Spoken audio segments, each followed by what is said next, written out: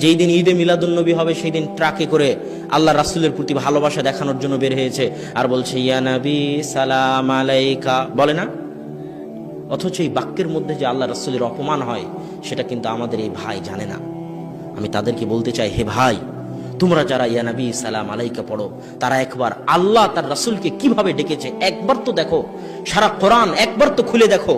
এই সমগ্র কোরআনের প্রথম থেকে নিয়ে শেষ পর্যন্ত আল্লাহ অন্য নবীদেরকে যতবার ডেকেছেন সব নবীকে নাম ধরে ডেকেছেন। ইয়া জাকারিয়া, জাকারিয়ার নাম ধরে ডেকেছেন।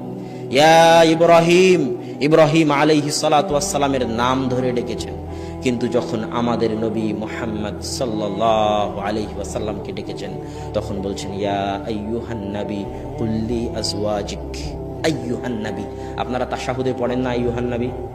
না তাশাহুদে ইয়া নবী আছে? তাশাহুদে কি আছে? আইয়ুহান